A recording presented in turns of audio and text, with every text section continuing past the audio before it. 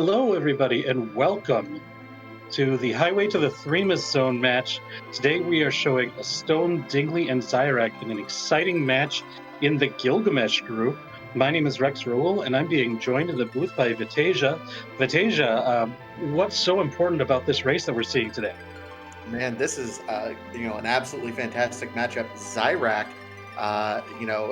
still has a possibility of running the table, going 3-0 into that hook or into that table stage automatically.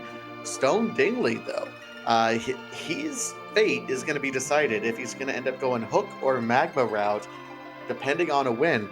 Now, the interesting setup with this Gilgamesh group is if Stone Dingley wins, Zyrak will then be 1-1, and he can deliver one loss actually over to the last entrant in the group, who Beer Nerd, which means three runners in this group could all end up going 2-1 and all just happily skip into the magma route themselves together.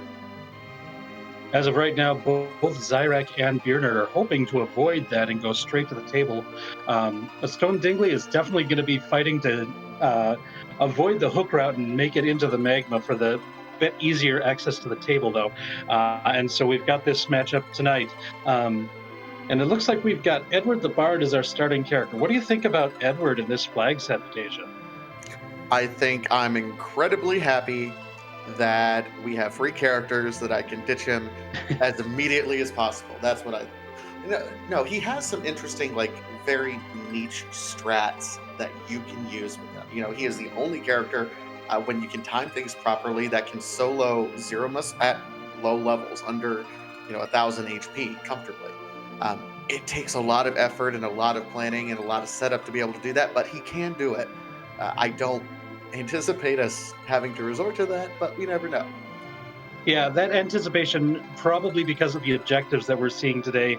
One of them being conquer the vanilla Murasame altar. That's the pale dim spot in the lunar subterrane.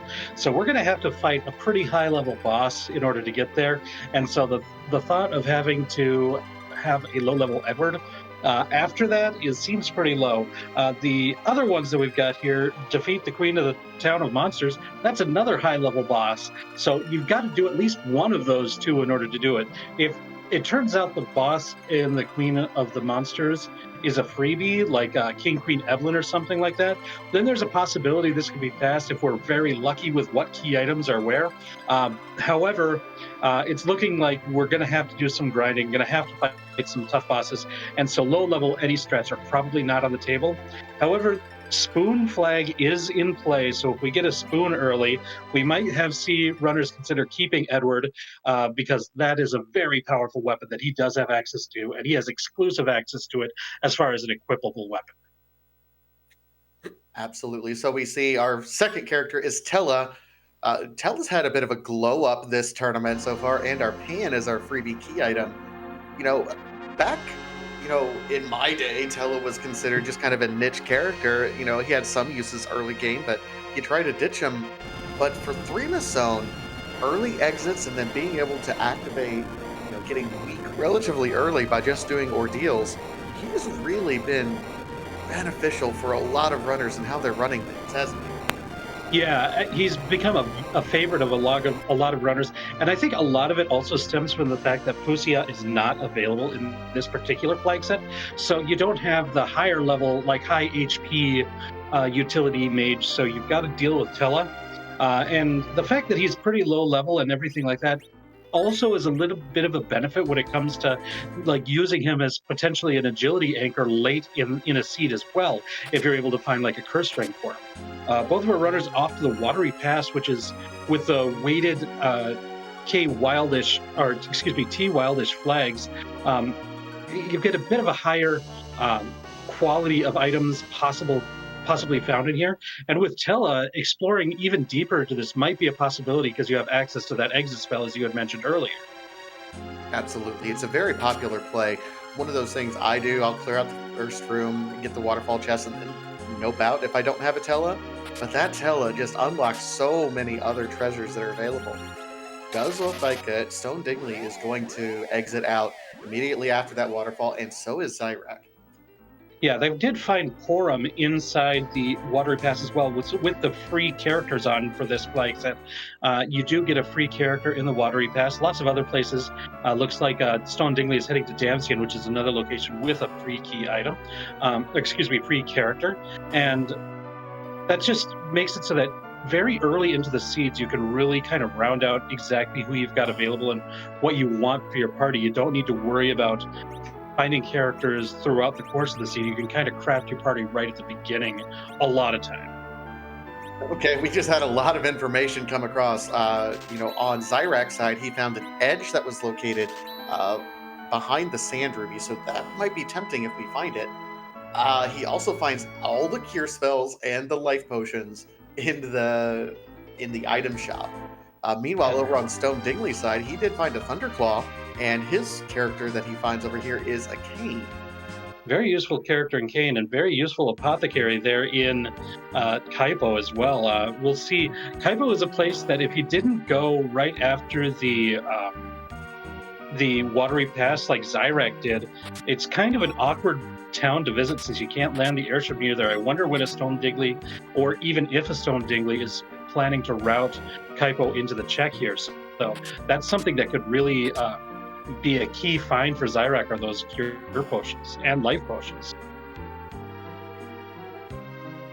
Stone Dingley there did end up checking the waterfall boss, just on the off chance that we're going to find RD Mist. It's one of those low percent checks where, you waste, less than a minute checking it, and if it ends up being something, you're going to save a lot of time because it's a little bit out of the way otherwise.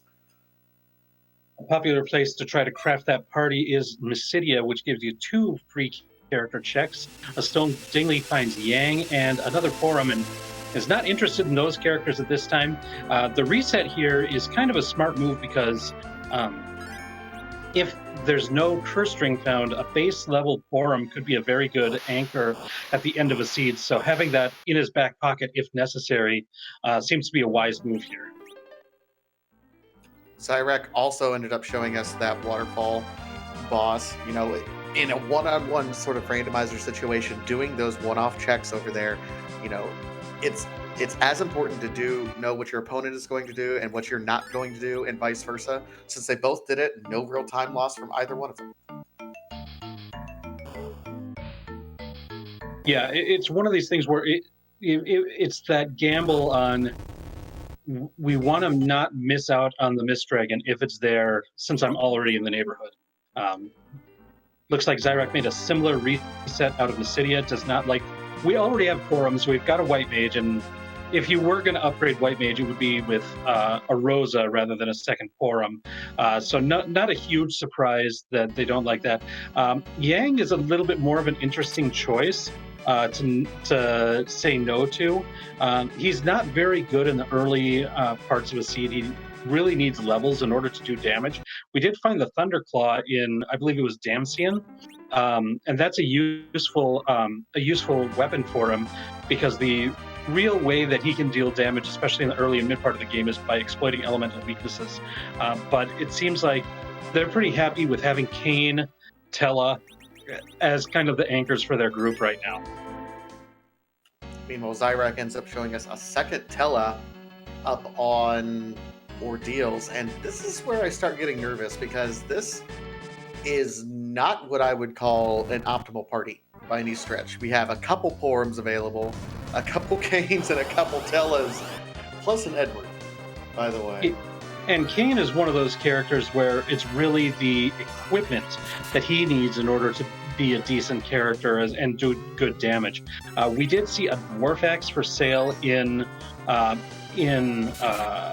I believe it was Mist Village. It's pretty expensive. It can be useful for a number of reasons. We'll get into that if any of the runners decide to. Oh, it looks like Stone Dingley did keep one. It can. It's a decent weapon, especially compared to his basic spear. It does a lot more damage than that. But its usefulness is twofold. It's a back row weapon, so if you equip it, it sets the back row flag, which means Kane can do full damage from the back row even while fighting. He doesn't have to jump. And if you unequip it, that flag stays on because of how Final Fantasy IV was coded. So it enables him to do that even if you switch to a better weapon for him later in the game. Vorpax also gives -5 to agility, so it can really help for agility anchoring, especially if we find someone like a Cid later in a siege.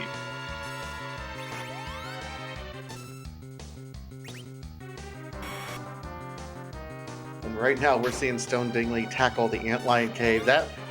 Did I just see Zyrak in the meanwhile just like, oh, Kane needs a weapon. Silver Dagger is better than the Iron. Yeah. Oh my god. This is the thing with Kane. If you don't find decent weapons for him, it's quite a while before he's able to do anything with his damage. So the CPU is not going to be a very dangerous fight here, but this is kind of annoyingly long with this party setup. But 2 Kanes are going to do a lot more damage than 1, so I totally understand Zyrek's desire to improve his party here. And with the other options that we have, this is probably the best way to do more, to get more firepower in the group.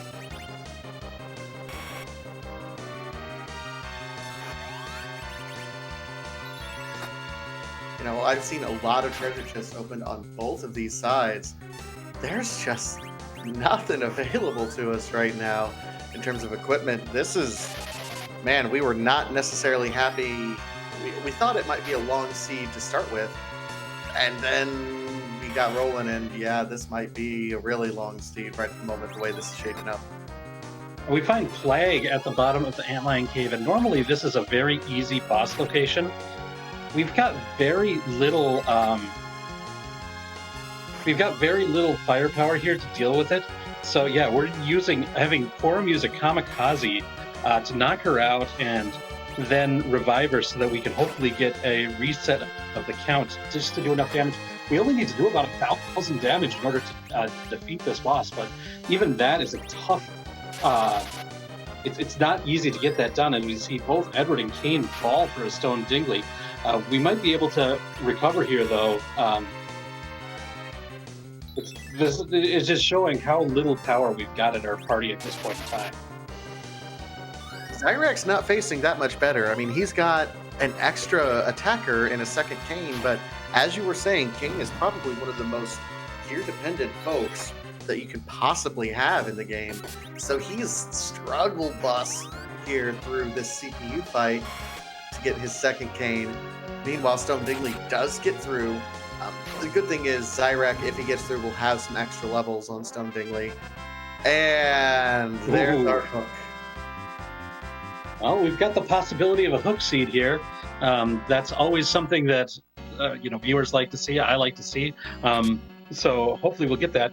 Zyrak now defeated that CPU and now has access to West Mount Hobbs. And with Tell in the party, not a surprise that he's going to check these chests.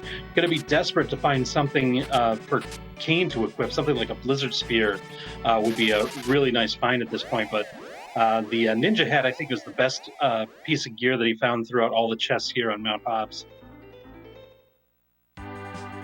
Yeah, nothing terribly great right now. Stone Dingley has decided, okay, let's get ready to do this CPU fight. He's stepping up. Zyrak, in the meanwhile, is not going to the Antlion Cave quite yet. He's going to be checking Fabul out. I think this makes sense. Fabul gives a free heal both before and after the fight, and his resources were depleted after that CPU fight, so he's going to want to heal up before trying anything else, so this makes sense. Meanwhile, Stone Dingley's CPU fight will probably go a little bit better. Having access to that Dwarf Axe, he can chuck out just a little bit more damage than Zyrak was able to. So, plus the few levels that he got from defeating Plague down at the Antlion boss, I think is going to help him a little bit here, but it's still not going to be a quick fight. No, absolutely not. Meanwhile, Zyrak is going to go over here. He's tipping his pinky toe. The Fabul defend spot can be rough depending on what we end up getting. Oh, vanilla. Well, kind of. Okay, yeah, kind of. Yeah. This is the alternative gauntlet. Normally, in the vanilla game, you fight a bunch of soldiers imp captains, weepers, water hags, and there's one gargoyle in the mix.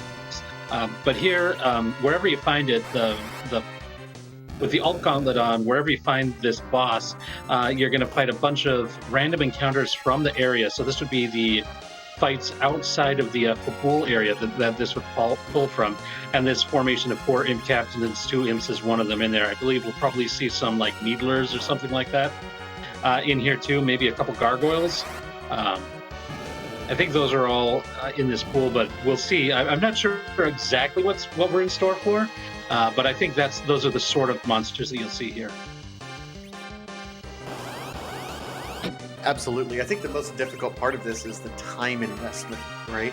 You know, you're not terribly well equipped, so with this particular party, every fight takes a little bit of setup and a little bit of time, and that's time that, hey, it's ticking away.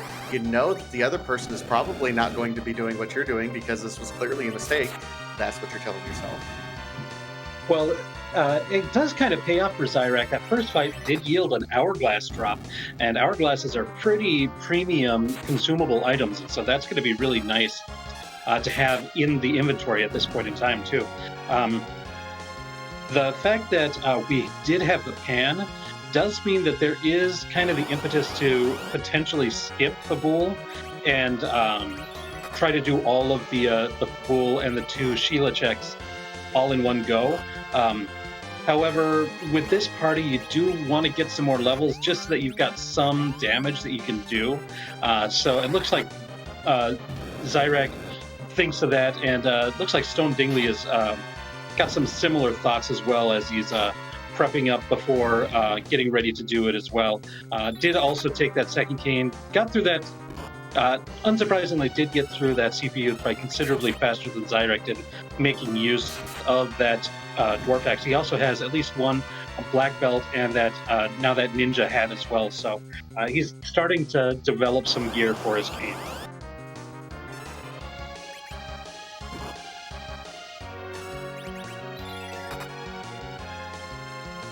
All right, so both runners are kind of in identical spots, just Zyrak a little bit further into his Fabul defend. It'd be interesting. This is something that Rex, maybe you can help answer. Oh, Stone reset and says, I guess he's going elsewhere.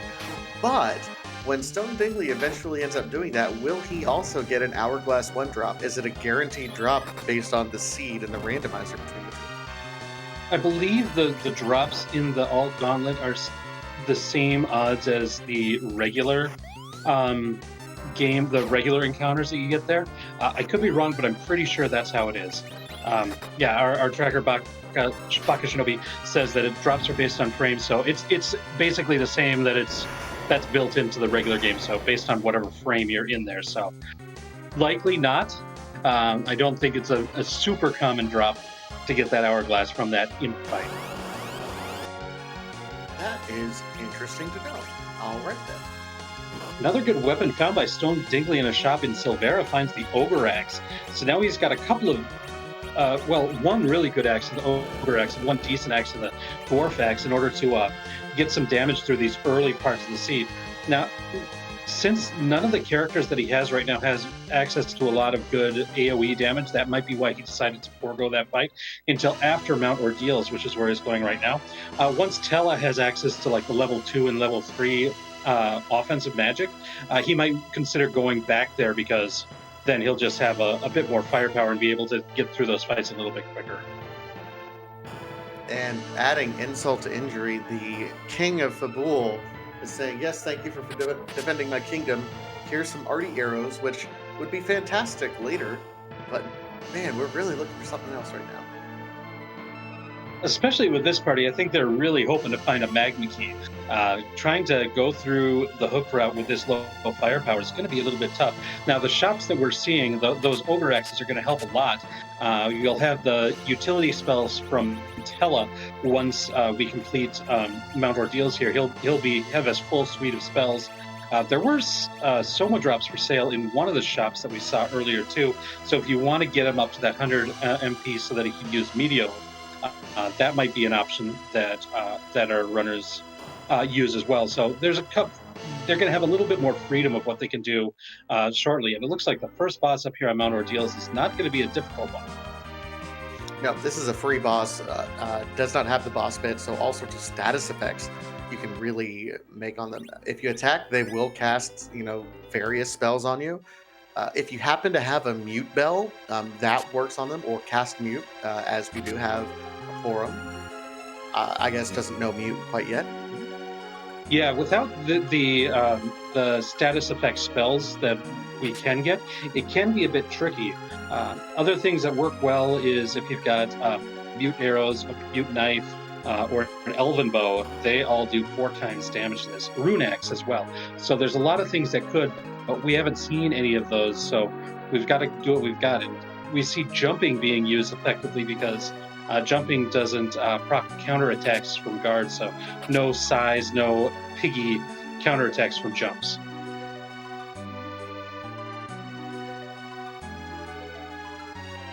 And now that Zyrak has completed that Mount Ordeals thing, or excuse me, that Fabul sequence, now has taken advantage of that free heal, and now is going to find Plague at the bottom of the Antlion Cave.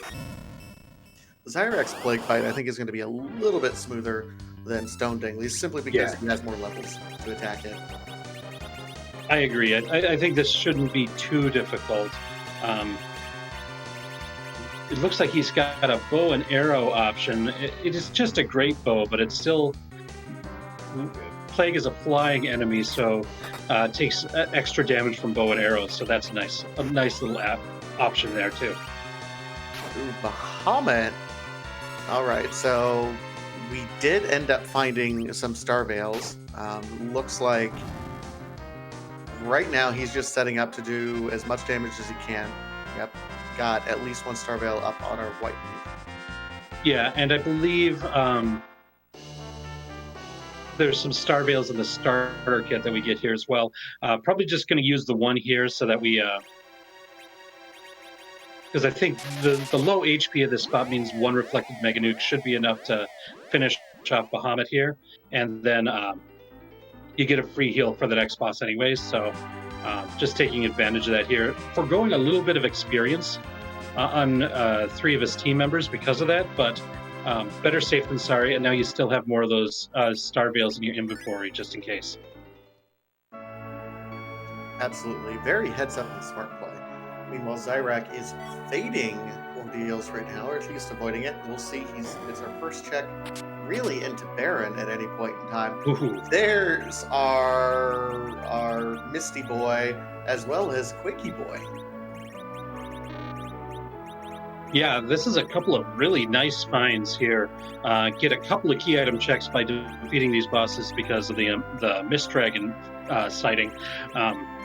Another reason that I think going to Baron made sense is there's a lot of treasures here in Baron, and if you're looking for more equipment, this is a place that you can find some decent stuff. I imagine that Edward's going to be the sacrifice character to add Palom to the party here, but we'll see what decisions Zyrak makes, provided that the second boss is one that he's able to take care of, because there could be some tough spots here. In the meantime, Stone Dingley ends up finding the Baron key in Ordeal, so I got to imagine Baron's on his short list right now to go check out. So, the nice thing about D-Mist being at that location, it's easily available, it's not tucked away anymore, so yeah, you go check it, you turn it in, but you don't necessarily bank on it because my opponent's probably going to do this too.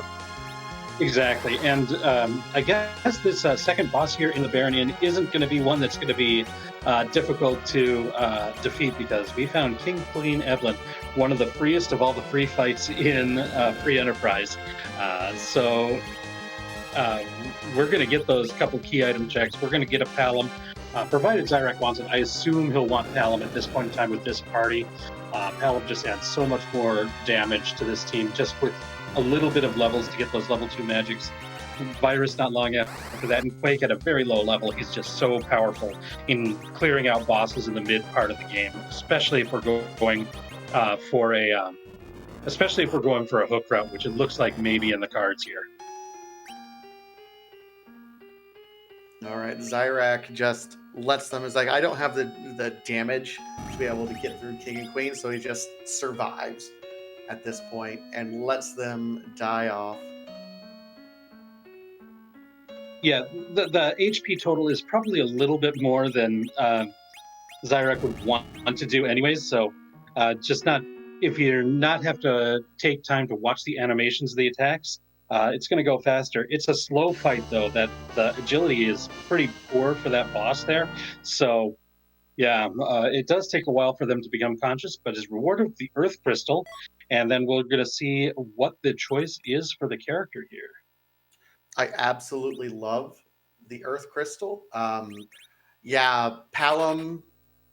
Well, I don't he's know. thinking about it. There Yeah, goes Edward.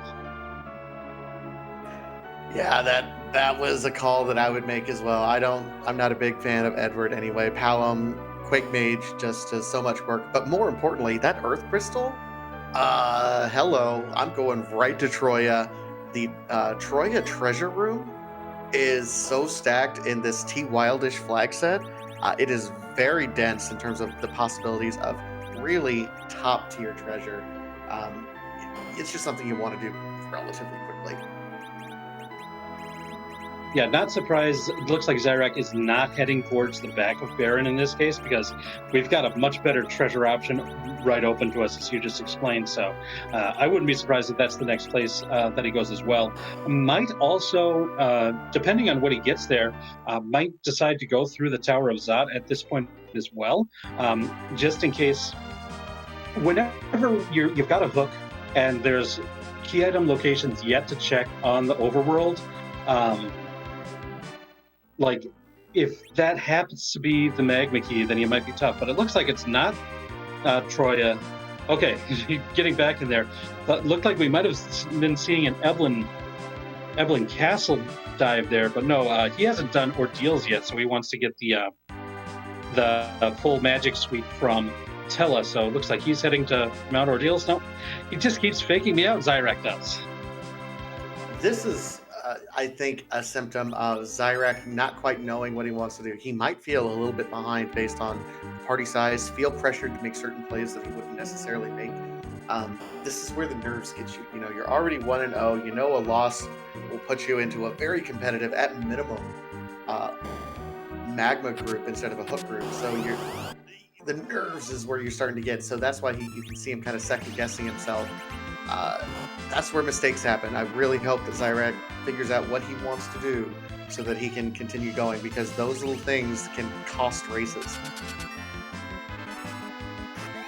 It's definitely one of those situations where it's like, it's probably Zyrek just overthinking to himself rather than really being concerned with where he's at in the race, because he might be thinking, like, my equipment's not that good. I want some of the top tier equipment, and the trap chests in Cave Evelyn are definitely one that's there.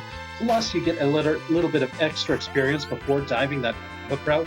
Now, we do have that treasury open to us, as we mentioned. We do have the key item check in Mist, which neither of our runners have gone to yet, despite both of them recently defeating the Mist Dragon. So, yeah, I think it might be a little bit of overthinking on Zyrek's, but if Zyrek doesn't want to do Mount Ordeals, then maybe keeping Edward might have been a little bit more of a play to consider. And that might have been what he was debating while thinking, which character am I going to ditch for Palom as well? Do I want to commit to Ordeals at this time? No, that's a fair question at this point in time. And, you know, you do have to go to Ordeals eventually to activate your Tella. Meanwhile, Stone Dingley is really taking advantage of good routing. He did Ordeals first, got the Baron key, you know, didn't really leave the Baron area. The fewer times you can get in and out of the airship and go through that mini cutscene, the better. Is welcomed with Doom Noodle Jr., Leviathan, which we knew was going to be here, but this shouldn't be too terribly difficult. Problem is Palom really isn't online.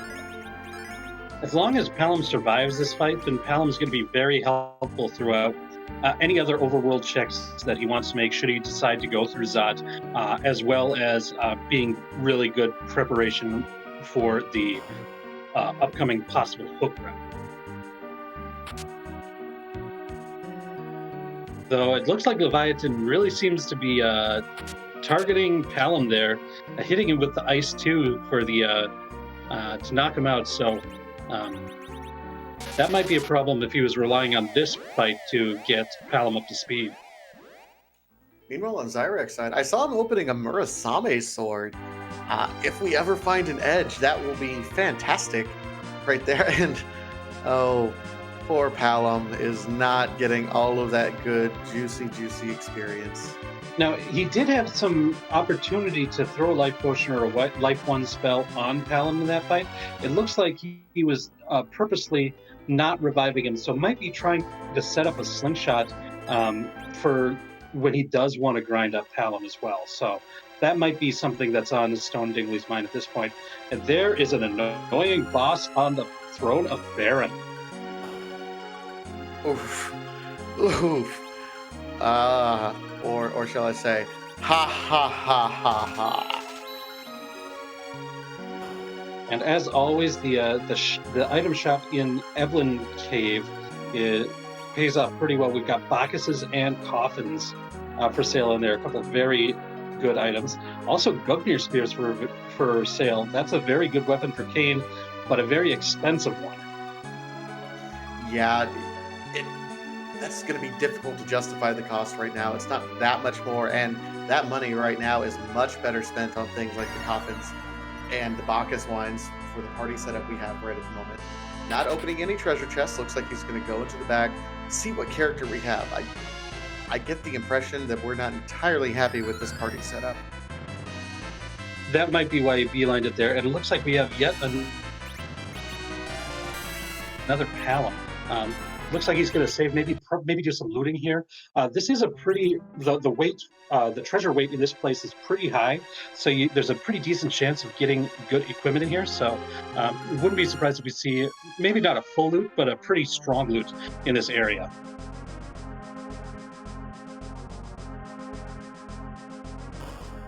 No, absolutely, and you know, while we're seeing these two runners kind of loot the various areas that they are in, you know, I do want to give a shout out to everyone behind the scenes. Baka Shinobi doing the tracking for us, which is a thank you, Baka. And Dathis, by the way, also a member of this group, is doing the restream.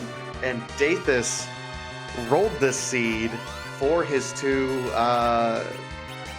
co-competitors in this particular group. Dathis joked beforehand that he hopes this is a horrible seed because both these guys beat him. So this is officially the revenge of Dathis for this seed. We're hoping for something nasty. And also big shout outs to the Randomania Network. We've got multiple races going on Randomania right now, and they've been great hosts for us throughout this entire tournament. This is a huge event, this highway to the Threemus zone, and without the support of Randomania, we wouldn't be able to bring you so many great races. Absolutely. Just absolutely fantastic network. Thank you so much, Randomania, and also our other partners, RPG Limit Break, in addition to our own free enterprise. Make sure you follow all of those Twitch channels, Randomania Prime through 8, free enterprise, and RPG Limit Break. So many channels all hosting this wonderful tournament. Now we're seeing some status spells being used by a Stone Dingley. A couple pigs, a couple minis. This is a pretty effective strategy for the Golbez fight. The way that status effects work in Final Fantasy IV is there's a hierarchy of status effects, and if you've got a status effect that's higher on the hierarchy than another one, then that other one doesn't affect you. So both Piggy and Size are higher on the hierarchy than the hold gas that Golbez uses, so that hold doesn't take place. Now, it doesn't prevent the cutscene, and it doesn't prevent the Shadow Dragon from demolishing anybody, but once the Shadow Dragon does demolish the characters, whatever two are left alive will be able to act, will be able to use the Star Veils to reflect Bulbous' magic. And you've got just that extra time before he starts casting those nasty spells. And so this is just a pretty safe way of preparing for the fight. And now that he knows that it's there, he was able to do it beforehand. Absolutely. So we have, yeah, Tella, and looks like our Palom. Oh my goodness, this is. I mean, it's not necessarily a great setup, regardless, but we're gonna do it. This is something that you kind of have to do sometimes in free enterprise. You know, take suboptimal parties, suboptimal equipment, and do things that are not necessarily fun. But if you can get through them and find something good on the other side, it really gives you the edge. It's a big part of knowing what you have available to you at the time. Like there are other ways that you can go about it that might be a little bit more efficient. But if this is what you've got available to you, you use it and you take it, and this is the way that you deal with it.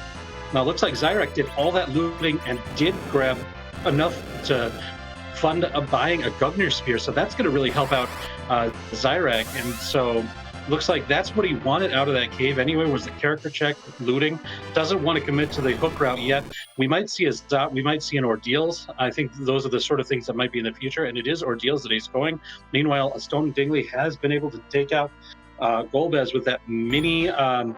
He's changed the name, so I don't remember which one is that character in the middle. I think that's Porum, but I might be wrong. Tella. That's actually Tella. Tella? It's the Okay. worst character to survive it all, and he got it. Sorry, I asked in the chat saying, mentioning the 1 damage. Why? It's actually an interesting thing with the script of Golbez.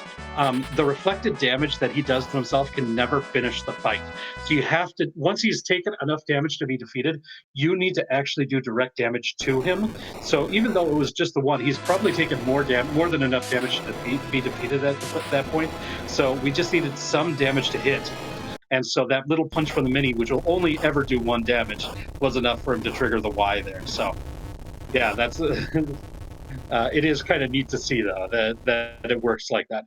And sees Cecil there and decides to take him. Now, I did see in Zyrak's inventory a crystal sword.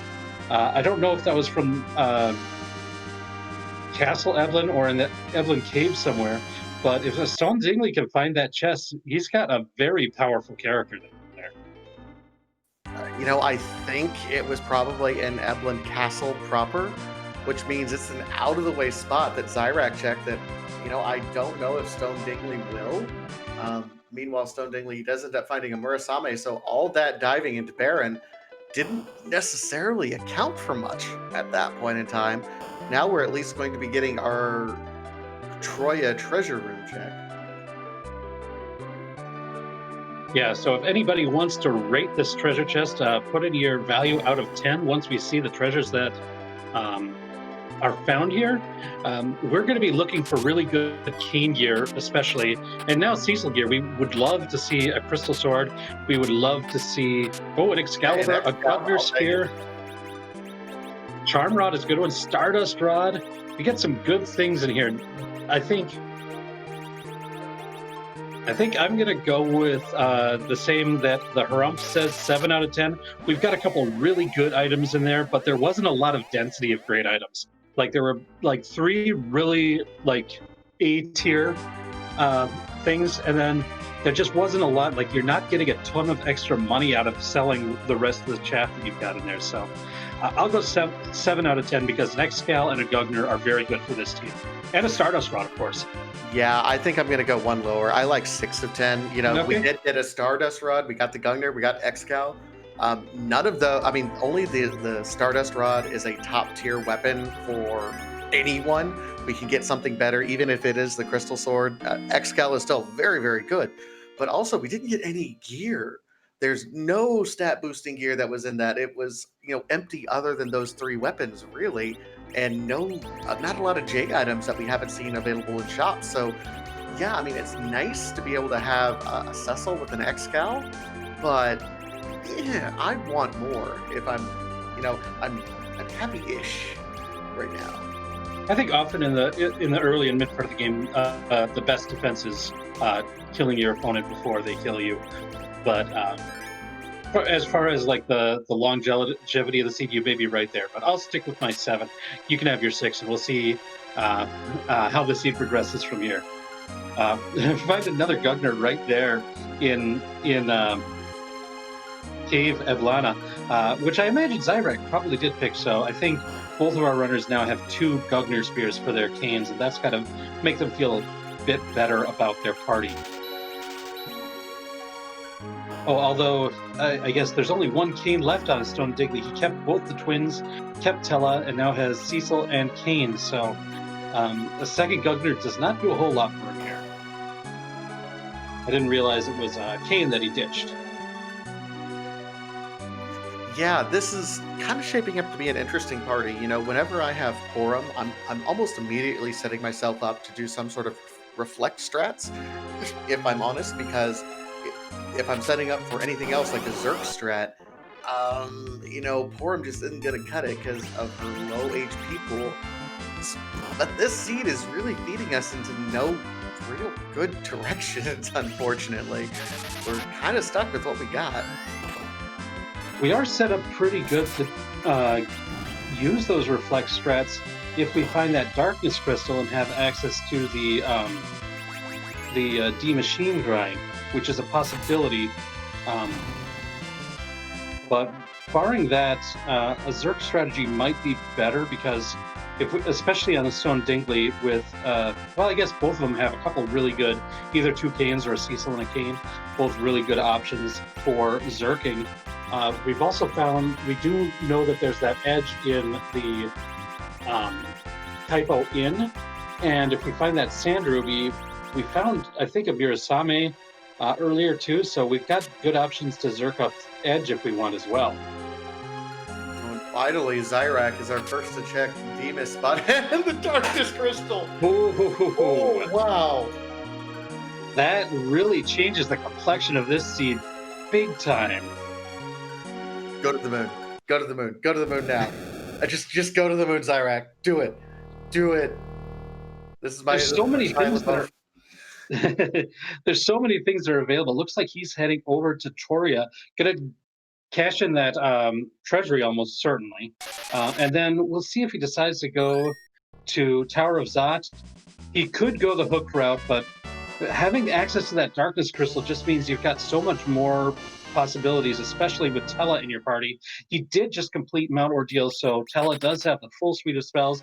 We could do a D-Machine grind as early as now if we want. The problem with doing a D-Machine grind, I mean, we could do it, but we don't necessarily have any hourglasses. That's one of the reasons why I think we want to go to the moon to check that last item shop up there, because, you know, if there's sirens or hourglasses or something up there, it's really going to determine what our next steps in terms of setting up a grind are going to be and what our party is. So I honestly think that information is probably the most important thing to know right now. How are we going to grind? Go to that item shop, see what it's going to give you. Zyrak has already checked Eblan. We haven't gone underground yet. We may not have to go underground. We'll see. Yeah, depending on where things line up, that is a possibility. Now, it looks like Zyrak is going to mount Tower of Zot, and I really like this play. Not only do you get the key item check for completing this, there's 2 character checks up here, and if you're going to be thinking D-Machine and a quick D-Machine or an early D-Machine, you want to make sure you've got all the options on the table for what characters you want. I actually wouldn't be too shocked if we see him go back to Mysidia and pick up that Yang as a character who really benefits from a lot of levels. If you want to do like a Tri-Zerk strategy and level up Porum, Yang, Kane, and Tella, and then you just have the 3 Berserkers for the rest of the seed, that's something that could be on the table as well. There's just so many, having access to more characters and being able to see more characters right before you're setting up a grind makes a ton of sense. So I really like this play from Zyrak.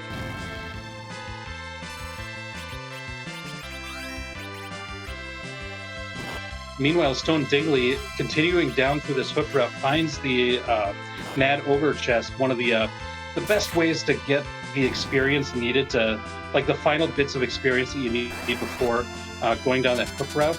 It's just a very efficient experience place. Plus, it's a high tier chest where the possibility of a very good item is strong there. I mean, the problem is, he's not going to have either his Palom or his Cecil gain the levels from those Mad Ogres. Another Murasame. We've had a lot of ninja swords or no ninjas. Zyrak finding the dolls in the vanilla Mega Sister spot, able to take him out with a Quake from Tella. Or that might have been Palom, I don't know. It was a Quake though, so that was nice. The first character we see is Sid. We also see that Amylon is going to be the boss in the second boss spot in the Dwarf Castle location. Sid, with the party I have, I'm probably fading at this point in time. If I'm Zyrak, we'll see what the second character is. I would love to see a Cecil, but another Kane.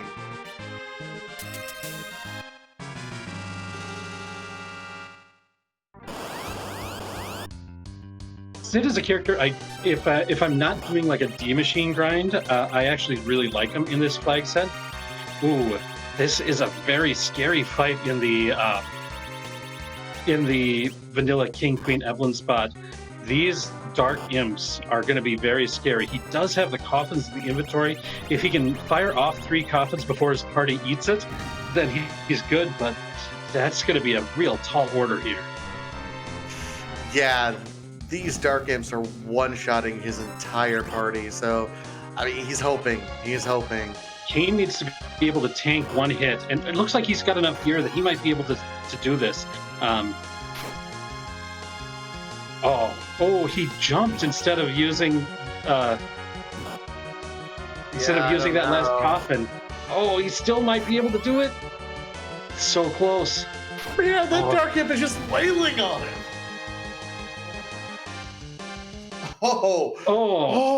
By the skin of his teeth. Clutch. Go save Stone Dingley. My heart's beating for you after that. Yeah, that dark imp fight is almost certainly going to be much more difficult than the dark elf fight that he's got to fight now. Wow. Meanwhile, the Valhalla spot was held by the Karate Man, and Zyrak able to take that out without a problem. Because I was watching that dark imp fight, I didn't see, did Zyrak change his party at all here? No, he ditched those characters. And we are rewarded Zyrak with a tower key. Okay. Anytime that the keyless tower is off the table, I think it makes sense. I feel a bit of a relief.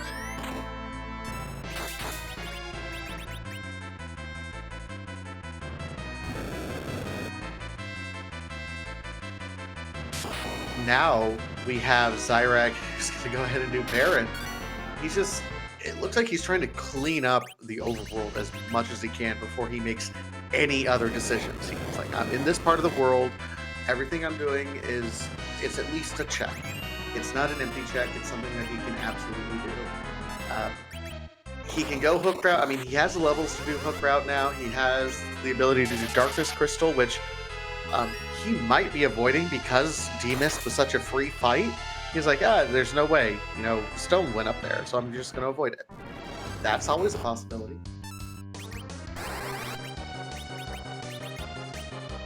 Stone Dingley's gotten to the second phase of the Dark Elf fight, where he's the Dark Dragon form. Now he is susceptible to Weak. Unfortunately, his Tella is currently a pig and cannot cast Weak. But I think we've got the Excalibur from Cecil, so we should be able to do massive damage with that. Yeah, hitting for about 6,700 damage at this point in the game is pretty ridiculous. Oh, Crystal Sword. Okay, Baka Shinobi. Looks like Stone Dingley was able to find that Crystal Sword that Zyrak found earlier in the seed as well, so that's nice. Yeah, I think Baka ended up correcting me. It was in the Stone Man chests in Evelyn Cave, so just free relative. And 9999 damage. Love seeing those quad nines. Stalemen, not Stonemen. Okay. I wasn't going to call you out on that one. That's okay. Zyrek is going to get the rude awakening of Golbez here. We're going to see if he's going to be able to get through it the first time, or if he's going to have to prep up like Stone Dingley did. Then once he does get that done, he's going to have the Cecil presented to him as well. So that's going to be an interesting choice if he decides to keep it. I don't know whether or not he kept his crystal sword when he was selling everything to afford that Gugner spear that he bought. So he might still have it. He might have ditched it. So if he kept it, he'll probably keep the Cecil, because I can't see a reason of keeping a crystal sword if you don't want to keep Cecil. But if he sold it, then he's probably going to be ditching Cecil here. That's my guess.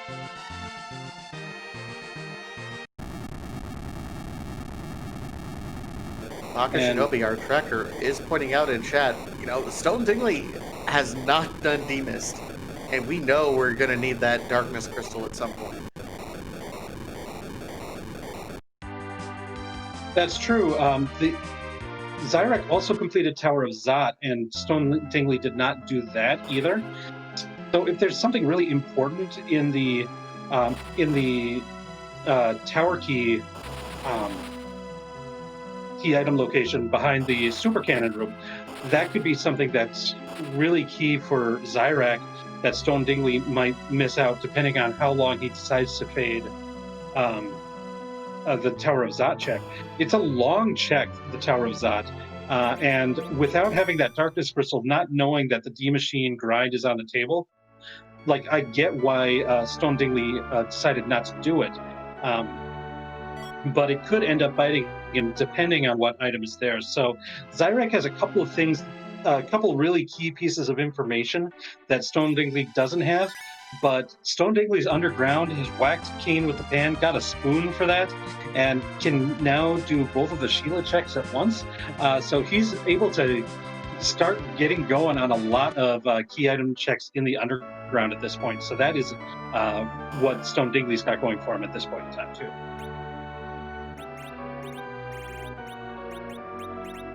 Oh, there's our hourglasses that are available there. All of a sudden, that's really nice at this point.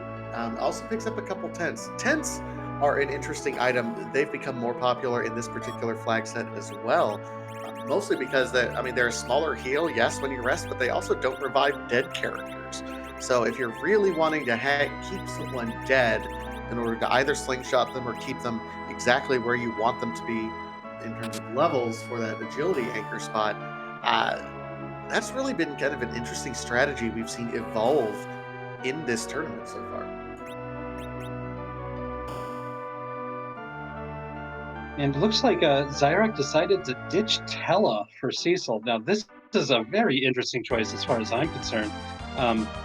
This means that he does not want to do that D-Machine grind, because you kind of need Tella and his access to the weak spell if you want to grind the D-Machines and the Giant Babel. So he's got some other plans for what he wants to do in order to get the levels to defeat Threemus. And Cecil seems to be part of that plan.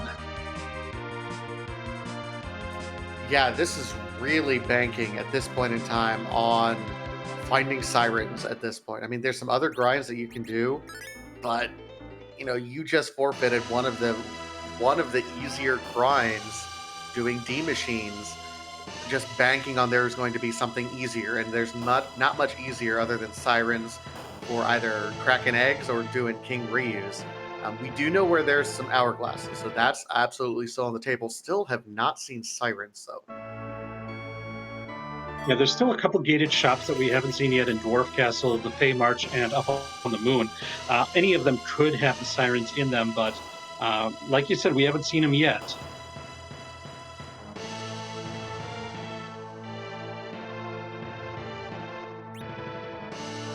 And with the party that Zyrek has right now, I imagine that if he is offered Rosa at some point, he'll probably want to swap out Porum for Rosa, because it looks like with the party that he's got, he's looking to berserk on the Threemus fight. And having a character with a bit more HP progression would make a lot more sense.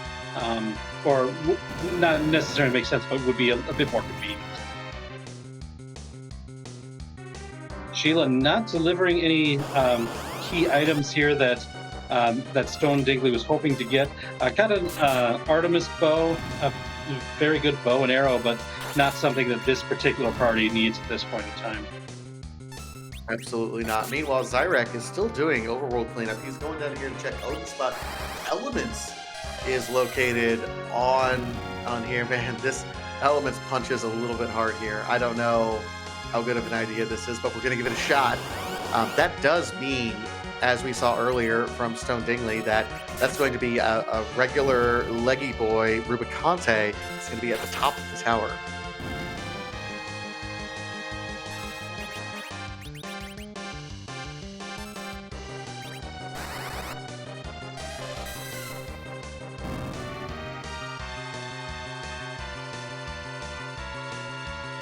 And we see the reset from Zyrek there. Yeah, I think it was mostly an information gathering mission down to that Odin spot. It was kind of not set up at this low level in order to beat that fight, but wanted to at least know what would he be up against when he goes back there again. Looks like he's going to go ahead and raise the big whale, and we're going to probably get at least that shop check, probably the character check up on the moon as well, and we'll see what the future lies for Zyrek, while Stone Dingley is taking care of that alt gauntlet in Kabul. Dingley, meanwhile, a little bit of overkill on these sword rats, needlers, or Leviathan. Well, the thing is, like, these consumable items kind of have diminishing returns when as your characters get stronger and the bosses get stronger.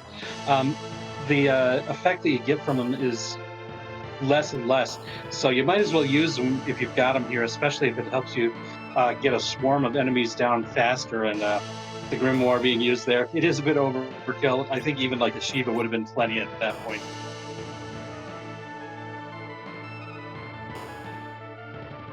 We're going to get our first glimpse of the moon over on Zyrek's screen at this point. Stone Dingley our first underground, and Zyrek our first on the moon. So very different routing at this point. This is always what I really like to see in Free Enterprise, when two different runners take extremely different paths to get through a seed. Ooh, striking out in the item shop here. Odin, Whistle, and Cross. Not exactly what you're looking for. Yeah, that was a little bit disappointing. So he's going to go character shopping right now. I don't know if Zyrek might have to bite the bullet and go ahead and start doing that hook route. He has done everything except the hook at this point. Yeah, just looking for something else to do. He might decide to peek the boss in the Bahamut location and see if it's a freebie. That's an option that he would have available to him. I can't imagine he'd want to take Yang. He didn't want the Yang earlier in the seed, so I think that's probably going to be a no. But I've been wrong many times in this seed already. No, he ditches Yang. Yeah, we're Dathis, our wonderful restreamer, pointing out we still have the item shop in Feymarch to check. It didn't look like there was anything in the Dwarf item shop either, but Feymarch is still open. Sirens is kind of what we're looking for. We have the hourglasses, we have Bacchus wines, we have the coffins, we have Tier 3. Yeah, I mean, we have just about everything we need, but man, Sirens would be fantastic. Zyrek is in particular looking for Sirens to be available because he ditched that Tella. He's going to be in a much worse position if it comes to find out that, that Tella is really going to end up being helpful. He is peeking this Murasame spot, just hoping it might be free. And also, like, again, kind of like the Odin spot, at least getting some intel as to what, since this is going to be an objective that we've got here, he wants to know what we're up against if we have to do it. Finds Odin in that spot. That's a really interesting boss. This is like one of those bosses that, had we kept Edward from the early in the seed, there's some cheese strategies on Odin with Edward, making use of the Odin has a one-hit KO script if you can time it right. And Edward is probably the character that makes that easiest. Probably not on the table now unless we find another Edward, but getting to higher levels is also going to be a reliable way of beating Odin in that spot as well. It's all about the levels at this point in time, and Zyrak, finally putting it off as long as he possibly can, will be diving. He will have, I would think, a significantly easier time getting through some of these bosses. As difficult as a time as Stone Dingley did, Zyrak still made good use of his time. He didn't, it wasn't frivolity at any point. So he'll be able to move through this a little bit quicker. Stone Dingley does have the bottleneck advantage, but Zyrek's made some other checks that Dingley hasn't. I think the big advantage, I mean, he's got some knowledge advantage, especially knowing what boss is going to be in that vanilla Murasame altar spot. But I think as far as the item goes, that tower key I think is the big one, because we might see a Stone Dingley fading the tower just in general, or I don't know Stone Dingley's running style enough to know whether or not he favors going and doing a keyless tower, or if he'd rather do it all at once. Different runners have different preferences as to whether or not they want to try that. We do know it's, I believe, Rubicante at the top of the tower. Based on process of elimination, we know that the elements is down in the Odin spot.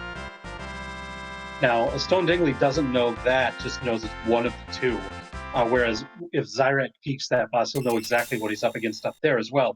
So it's, again, this little bit of information gathering that Zyrak has done that might help his decision and routing process during the underground part, where Stone Dingley is a bit ahead on the decision-making process, but is going in a bit more blind with each of the choices that he's making. One of the worst things that we're ending up discovering here that Stone Dingley has shown us, the only two character spots that we have not seen are in the package and up through the giant, and there's no Rosa. It seems like Porum is the white mage that we are stuck with, which is horrible for Zerker strats, but man, as everything is pointing us towards Zerker. We did get a nice little find here from Stone Dingley in finding that pass. The shortcut to Threemus, once we complete our objectives, that's going to be a really nice thing to find. And I'm sure Stone Dingley is very happy getting it.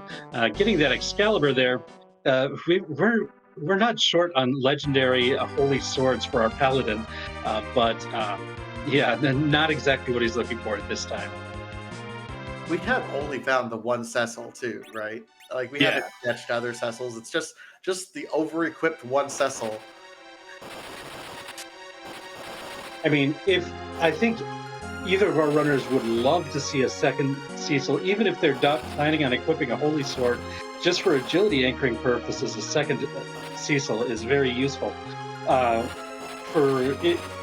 This particular flag set, if you've got Cecil in the party, he is your agility anchor.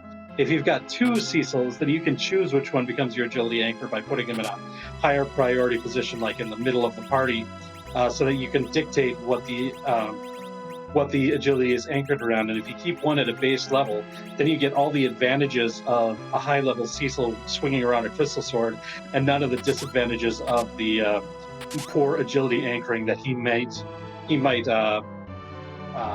bring with him.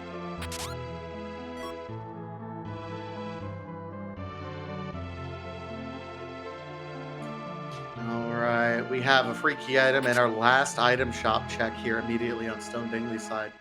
While we do see Zyrak going through. Man, that was fast. I completely missed it. It was a heroine robe. The second one, because there was another heroine robe in another chest in the Fey March.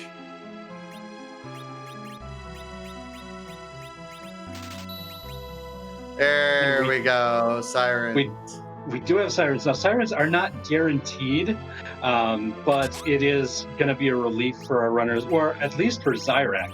Stone Dingley might, if he decides to go and cash in that goes to Miss Village and talks to his mom, gets the Darkness Crystal, he might still prefer a D-Machine grind. But I imagine at this point, finding Sirens has just got to be a big relief for our runners, just knowing that an egg grind or whatever you prefer to find with your Sirens, be it Gold Dragons, be it Warlocks, be it eggs, you've got those options on the table.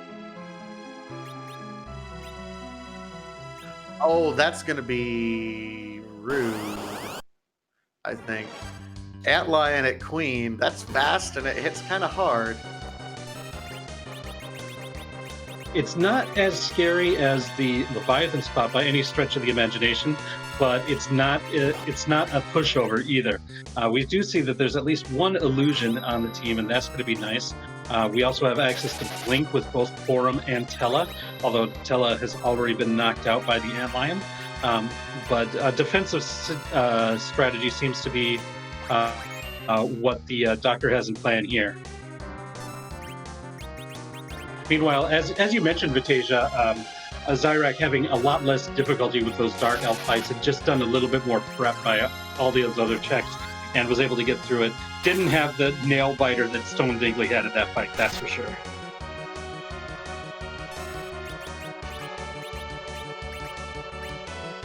Dark Elf, though, I think, is going to be still pretty easy. I mean, Holy Swords just melt his dragon.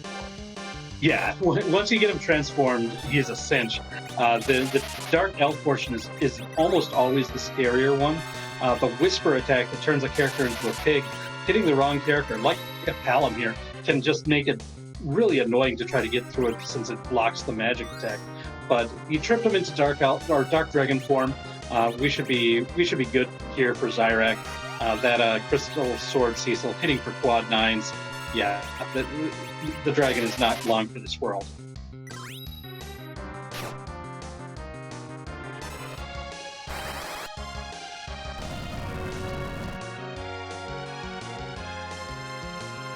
Well, Stone Dingley he recovered nicely from the quick onslaught initially. He has quite a few people zerked and blinked all over the place.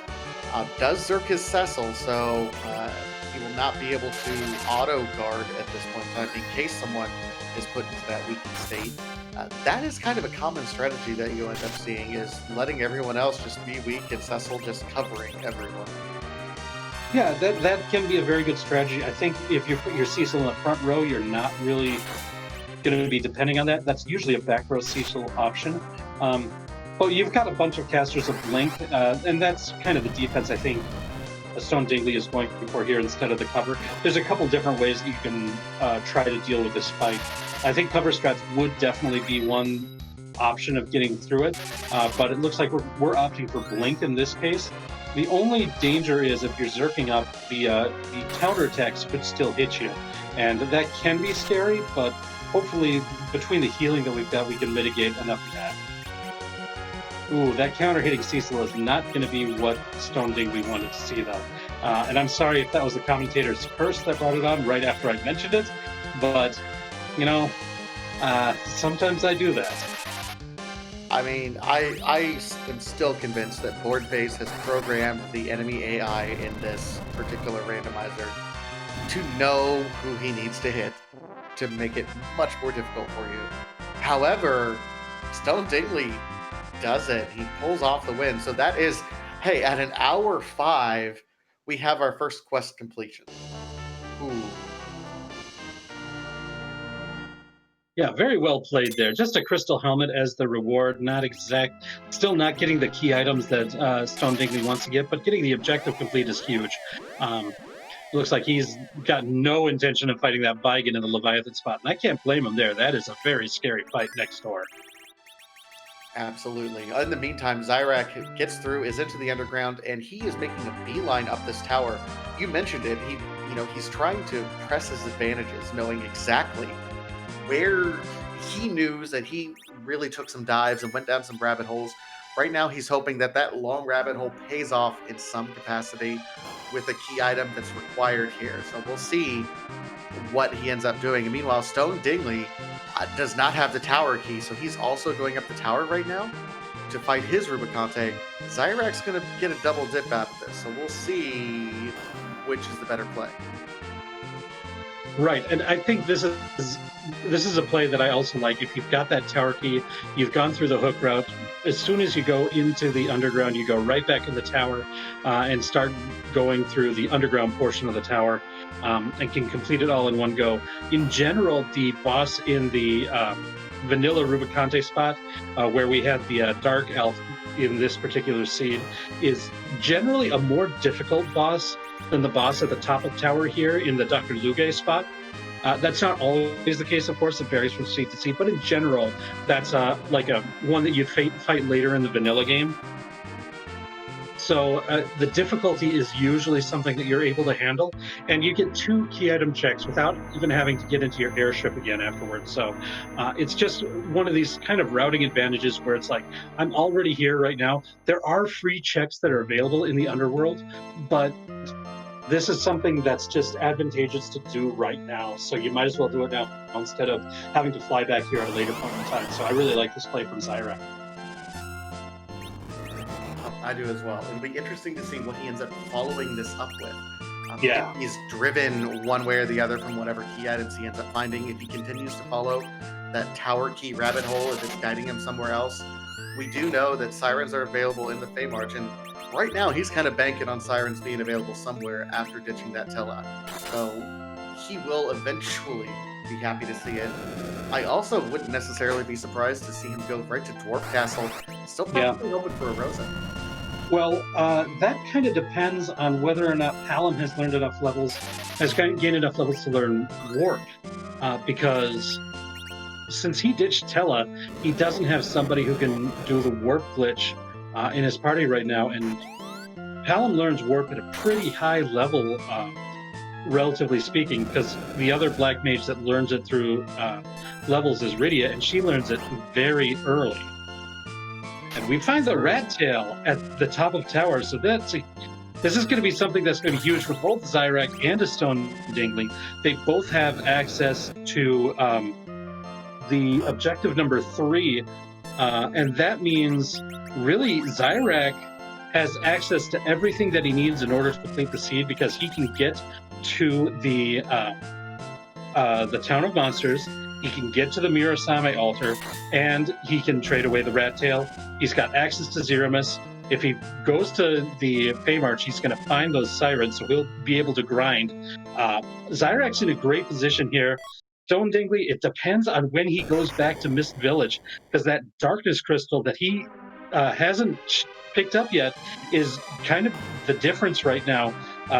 If he goes and picks it up soon, he could have a big advantage in this race and really kind of.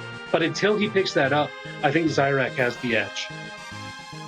Absolutely. We do know that Zyrak is going to eventually need to be able to go down into the Feymarch, at least to check to see what that queen is. He has not checked that.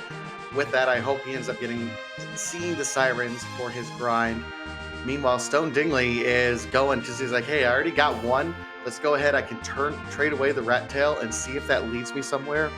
I sincerely hope Stone Dingley hasn't forgotten that he has defeated D-Mist. Yeah. That's kind of my major worry right now. Yeah, fading that before the hook route is scary. Hopefully at some point he kind of thought like, oh yeah, I did that. And since he's going to be going to the overworld for the rat tail check soon anyways, hopefully he routes in that miss check as well for his sake. It's like he's going to switch over to the yellow airship so that he has access to the hook and he can trade in that rat tail. Because there's no hook on the red airship. Let's be honest, everyone. Raise your hand in chat if you've ever tried to pick up the airship or the hovercraft with the red airship, with the Falcon. Come on. I admit it. I've done it too. We're going to see if we get something nice from this as well. The Legend Sword. Now, this is another out for Stone Dingley. If he's able to find the adamant now before going and picking up that darkness crystal, he might have a way. Oh, but wait a second. I think Death has just found the adamant, so I don't think that's going to be happening. And he's doing D-Mist. He's going to get the crystal now. Ah. Okay, this is huge for Stone Dingley. I think we've got a race now. Zyrak, of course, still needs to go to the Fame fight that boss. He's going through this hand sequence right now, which we know is not going to give anything, unfortunately. But he's hoping to get a few key items. He's hoping to get to that 10 key item threshold, and he knows he's going to go check the rat tail. So he's going to try to route that rat tail check along with the Sheila checks all in one, is my guess. And Sheila will give us one key item in addition to the Legend Sword once we turn in the rat tail. So that'll be 10 key items. That's 10 for Zyrak. He's gonna go do it now, and this is gonna be a race. This is gonna come down to the wire This is pretty at close. this point. Yeah, and it's two entirely different directions. That's the thing.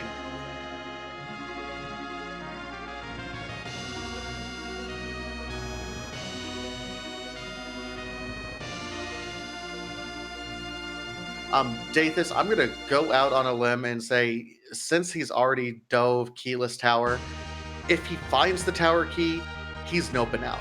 He's calling it good. You know, he's getting his darkness crystal. I think he's going to be good going up, doing a grind on the moon, and doing Murasame, getting his crystal and just going at this point in time.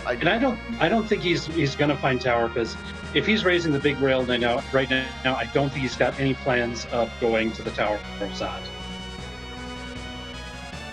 Now, if Stone Dingley, I think he bought sirens when he saw them, so he should be ready to grind. I think right now Stone Dingley is in the lead because all he's got to do is grind up and fight the boss, that Odin boss that we've got coming up, and then he should be good to go. But at this point, I think it's definitely possible that Zyrak catches him at this point still. Although Zyrak seems to once again be thinking about where to go. He's bouncing back and forth. Looks like he's going to go back. He might want more coffins, or what else was for sale in there? Hourglasses?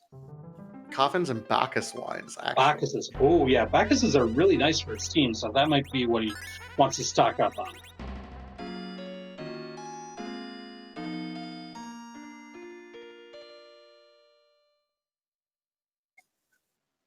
And he's finally giving up all those Murasames. He's like, I guess I'm good. Excaliburs, yeah, he's clearing it all out. He's getting ready to go on a shopping spree.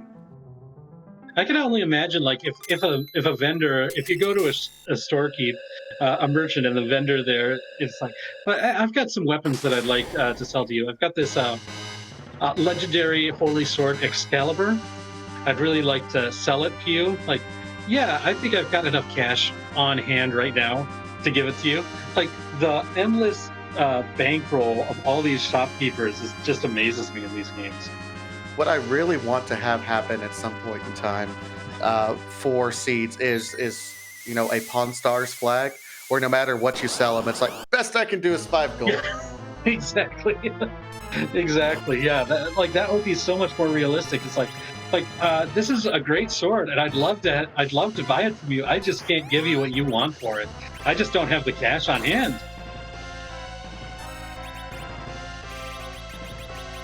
Meanwhile, Zyrak finds the good news. He's like, oh, I don't have to do the Murasame altar. I'm good. Yeah, that's going to be what's really interesting here. The unfortunate thing is he doesn't have the pass. So he's going to have to make the walk anyways. He might decide to forego the antlion fight, but that might mean that he fades where the sirens are. Like, there's so many things going on right now in Zyrak's stream that it makes this just a fascinating end of a race. If he goes to Dwarf Castle, and if he goes to Tomra and doesn't find the sirens there, he might have to go anyways. We'll see if he decides at that point to just fight the antlion there, or if he feels like he's got a better chance against that Odin. I imagine I guess I don't know. which one do you think is scarier, Batasia? Odin. The problem with Odin is that we don't really have neither of these runners have really stocked up on any of the J items that cast the lit spells, and our party is absolutely not set up for those sorts of weaknesses. Now, Stone Dingley did pick up a Yang, and at some point we had a Thunderclaw, but not really anything to write home about. So we don't have the elemental weaknesses for Odin to make it easier. Antlion is still Antlion. I don't know. I still think Antlion. I'd rather do that because you can cheese your way around it. And it looks like Stone Dingley has decided not to go back to the Odin fight right away, but instead is going to grind. And it looks like his preferred grind are the 3 Warlocks fight in the Lunar Subterrane. Using the Siren to find this. This is it's not one that's been unknown for a long time, but it's one that's kind of fallen into more favor recently versus the Gold Dragon grind, which has kind of been the traditional Lunar Subterrane grind. This is one that's just, I think, especially with the mute bells for sale, it's a very safe grind, especially compared to the Gold Dragons, and it's a bit quicker to get through them as well. Not to mention more opportunities for that life potion glitch at that point in time, if you can get that pulled off. Yeah, and as our tracker Bakashinobi says, as hourglasses are rarer, the Gold Dragons are less favorable. Since there's multiple items that you can use to chase the Warlocks, you can use the hourglasses, but you can also use the mute bells to basically render them harmless. Meanwhile, Zyrak finds his Sirens, he's going, thank goodness I have my grind. Yeah, that's got to be a relief. Now, he's probably at least going to peek the boss here in the Ashura spot, and then he's got to make his decision. Do I want to do that Odin fight, or do I want to fight whatever boss is down here? And we know it's going to be Antlion. He's going to get that choice right away. And it's not like a very simple choice. He's at least going to check it out. Ooh, and the Warlocks just cast very precise with their cast. Take out his Yang, who had the meat bell queued up. So, going to be setting that up. Takes a little bit of time. Yeah, Zyrak resets out and opts for a better idea. Now, he's going to use exit here. Now, if he's not prepped to do it, the question is, does he want to walk all the way back down there again after he does some grinding in order to do it? Or does he not want to walk there and walk the Lunar Subterrane, just do the Odin fight? I think there's arguments in both cases. I think the Antlion fight is probably a little less scary overall, but there's just that extra walk that you have to make that might be the determining factor as well, if you're going to grind all the way up before fighting either one. So now we're in a grind race. Yeah, and Zyrak didn't quite get things set up, and he's back in the underground. Oh, my goodness. Yeah, that's unfortunate. Oh, no. I think he went back to the save screen just to double check, make sure that he's got the 10 key items. There is that little handy little counter on the save screen, the load screen that gives you the number. There's a little key icon and a number of how many you've got, so you can be sure that you've got that 10 key items as far as the game goes. Make sure that your own count with your tracker matches what the game says, because if you forget one and you're already at 10 key items, or you miscounted and you're only at 9, those can be really important things that you want to make sure you get right.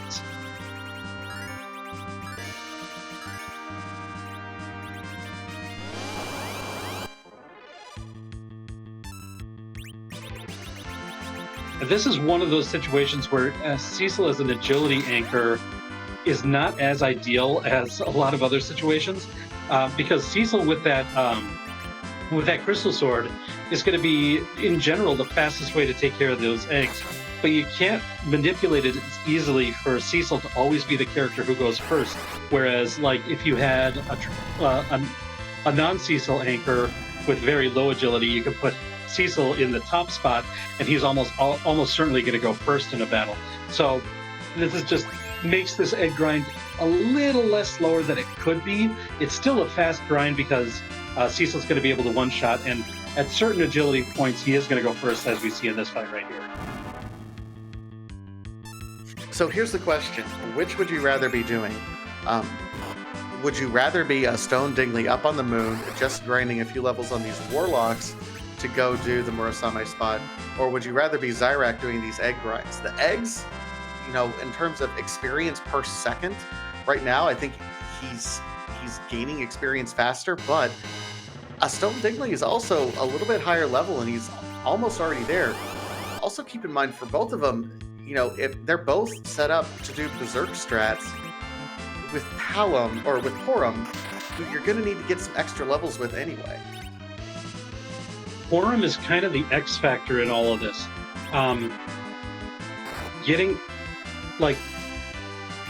Getting her to a level where she survives a full power Big Bang is very difficult. The question is, with a Cecil with a crystal sword that you're planning on zerking up, are you going to need Porum to survive a full powered Big Bang? You might not even see the full powered Big Bang if you can do enough damage fast enough. And if you do see that, then your Cecil, your Yang, your Kane are going to survive that one, and they might be able to just finish the fight on their own afterwards anyways. So it might be, it just depends on whether or not, the problem is you're risking the dreaded Big Bang into Medio, which every single racer of Free Enterprise has fallen victim to at some point in time. Also, I gotta wonder, at what point does Zyrak say, okay, my levels are good with Cecil, and kill him off, even though Crystal Sword Cecil is the one doing all the work on the eggs right now? You gotta be a little bit concerned about his levels for the agility anchor, or do you just say, nah, it doesn't matter. By the time Porum has enough HP, it won't matter, I'm just gonna, like, crush it. Well, I think there's two schools of thought on that. And I think you just outlined both of them. It is a Cecil with a crystal sword, and that is usually reason enough to not worry about it so much. But otherwise, I think it's a level, I think 45, 46 is when Cecil naturally has the 28 agility, which is the breakpoint for Threemus.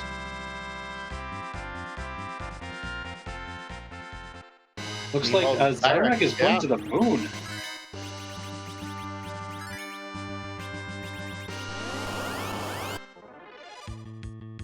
All right, so a Stone Dingley is at level 50 right now. I mean, he's a very, very high level setup, but he's still trying to get those levels on Porum. Yeah. Meanwhile, Zyrak, I don't know what Zyrak's at, but I know his Porum's not fully online yet either. Right. I think he might be thinking he's getting the double experience, and if he feels confident in his ability to defeat this Odin here, he might think, like, this is going to be enough extra levels for me to be comfortable with Threemus. And if not, he could do a Warlock fight or two. He could do a Gold Dragon fight or two to just shore up whatever he needs after this fight as well. I like it. It's aggressive, and at this point in the race, neither of the runners have finished. They're like, I just want to get this done. Like, the longer I take grinding, the more opportunity I have for my opponent to finish this race. It is also noted that a Stone Dingley has run out of mute bells, has some hourglasses to still make the Warlocks a lot less dangerous, but they do get their opening volleys of Fire 2s off, and that can be dangerous still. So has to do a little bit of healing in between. We'll see how many HP he's trying to get for Porum, because I think you're right. I think that's what he is concerned about with this. Wants to make sure that he's got enough for Porum to survive. But it looks like he's done. He's casting Exit now. Probably going to do a quick save, and then he's going to be following, Cabin, and then save, and then he's going to go down and take on Odin himself. Now, Stone Dingley is a much higher level than Zyrak is at this point.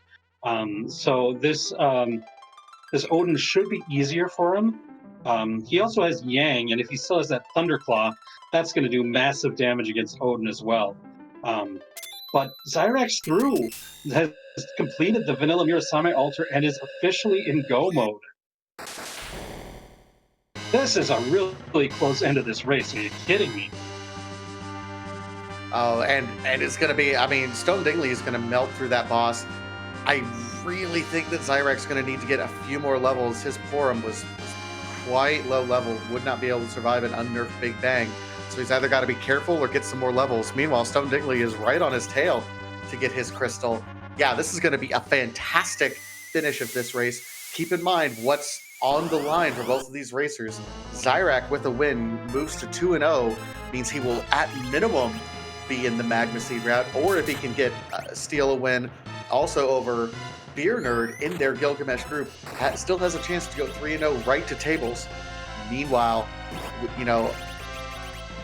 on the other end, a Stone Dingley, is fighting for really the two different paths at this point. With a win, he'll advance over to the Magma group, where 6 total racers of everyone who qualifies for the Magma group will advance to tables. A loss, though, puts him in that really stacked Hook group, which is going to have twice the number of racers that are in Magma group, but only 2 out of all of those racers end up qualifying. A much, much more difficult route, and it's all coming down to the last few seconds here for a Stone Dingley. And Stone Dingley is able to take out that Odin, and now is also in go mode. Zyrak is a few levels deep in the lunar subterrane compared to Stone Dingley, and Stone Dingley is higher on levels in the party. So it is going to be very interesting. If Zyrak feels comfortable and heads right to Threemus, he's going to enter the fight before Stone Dingley if he wants to. And then Stone Dingley, though, if he goes right to the fight, he's got a much more powerful party to try to annihilate Threemus with. So this is going to be really interesting in any case.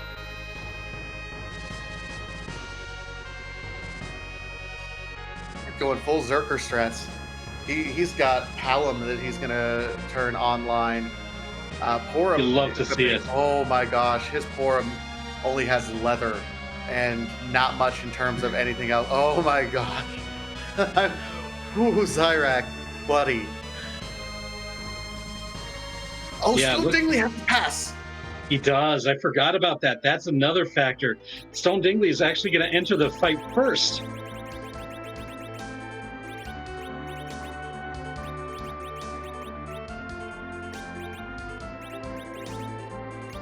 We are in for a photo finish here.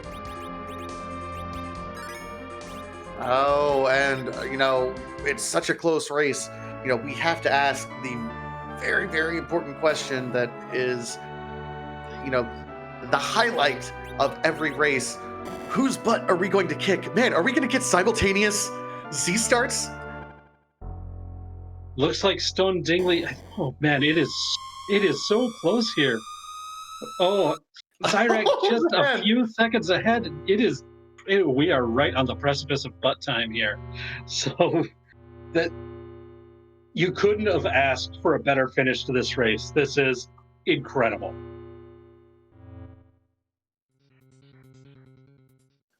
Both runners starting it. Zyrak starting just less than a minute sooner. Stone Dingley better off with levels, but I gotta tell you, we don't have a ton of equipment for Porum, and a solid Big Bang can one-shot both of these Porums at this point in time.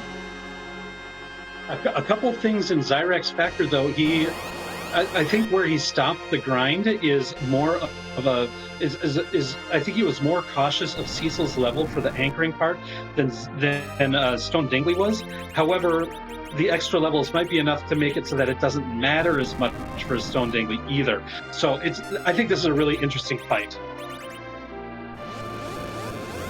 Nemesis Mus. I'm gonna. I've got ignorance of this one, so I do not know this sprite. Resident Evil says our restreamer death. So Yeah, that's a Resident Evil. That's a fantastic sprite. Like, that's very, very well done.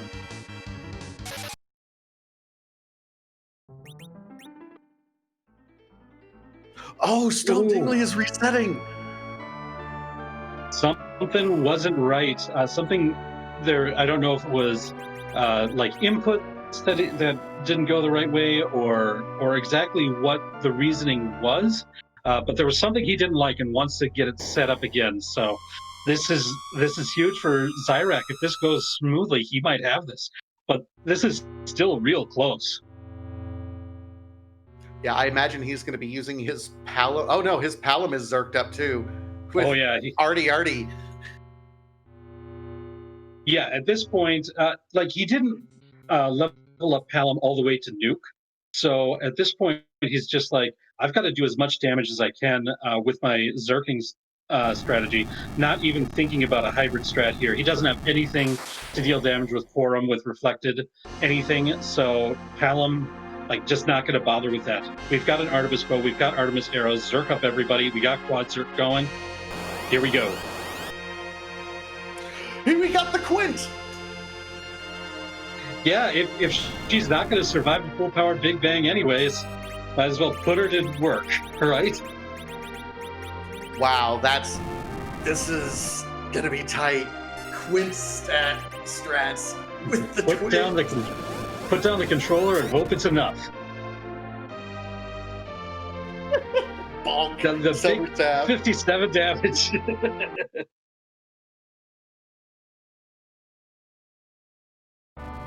This Big Bang likely to wipe out a couple of team members. So as long as we don't see another Big Bang, Zyrak has a good shot of getting through this.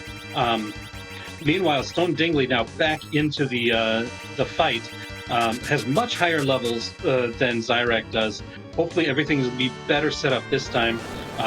Yeah, it looks like he had started with a Dwarf Axe to reduce Cecil's level, and so that's how he's mitigating the extra agility that he got for those levels that are higher. But he needs to re-equip that Crystal Sword before berserking, and it looks like that might have been what had happened the first time around and why he reset, because he didn't want to zerk Cecil with a Dwarf Axe. He's got that Crystal Sword, and he wants to use it. Big Bang! And a reset! Zyrak resets. A Stone Dingley's now in the lead. And the first nerfed Big Bang comes out for Stone Dingley. He's going to be able to recover after that. The question is going to be where the other ones come out. And it looks like we're definitely employing a hybrid strategy here on the Stone Dingley side. This is my preferred strategy. Different runners have different strategies that they prefer for the Threemus fight. But this way you get to do a lot of damage in a short amount of time. And oftentimes you only see one Big Bang throughout the course of it if you've got the right power, if you've leveled up enough.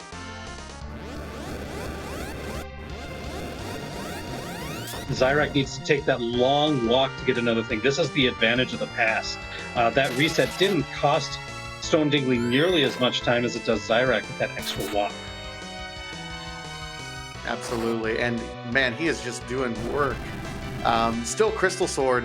Yang's not probably doing as much damage as Zyrak's second Cane, but I mean, higher levels, he's just doing work, and those reflected nukes are 9-9, quad 9s across the board. Oh, I don't think, I mean, it would take a really rough Big Bang at this point to wipe a Stone Dingley. He's set up very well. Yeah, it would have to be like a full power Big Bang into an unfortunate high roll Meteor, I think, to wipe him out. I think he's, and even then Yang might survive, because look at all those hit points that Yang has on his team.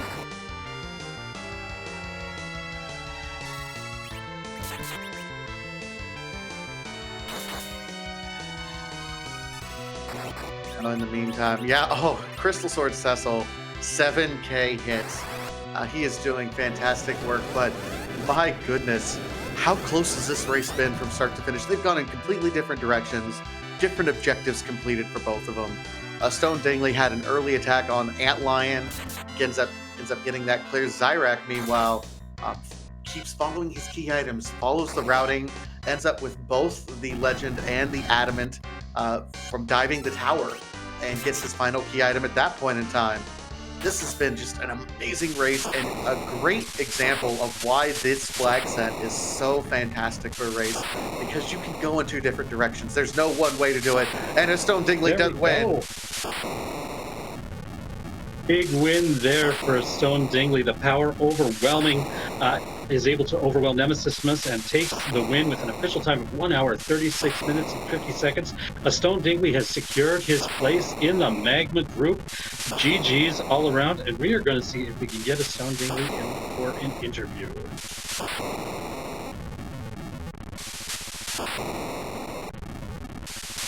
And I believe we are joined now by a Stone Dingley.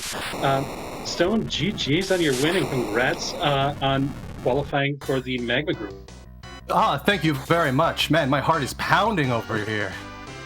Yeah, that was an absolutely fantastic end to the race. I don't know if you got a chance to catch the end as you finished up about 15 minutes ago, but my God. I did. Seeing Zyrak get in there at the same time I did, I am surprised I won, honestly.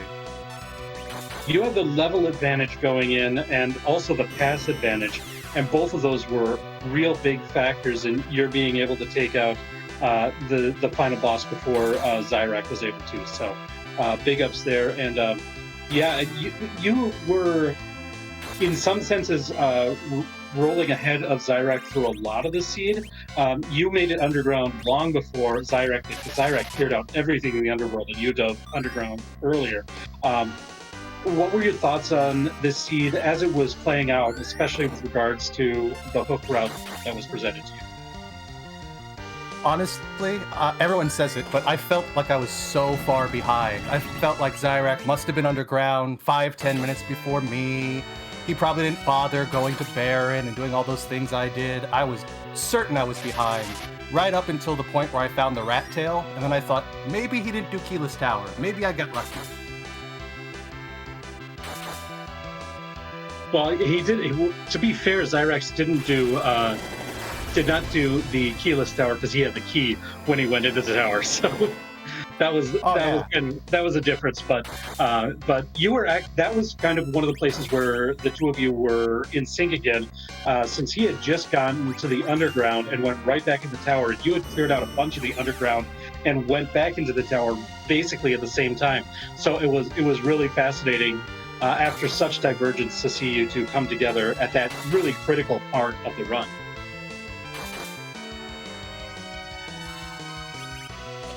I gotta ask you, Stone Dingley, because and it wasn't just you. Zyrak also did it.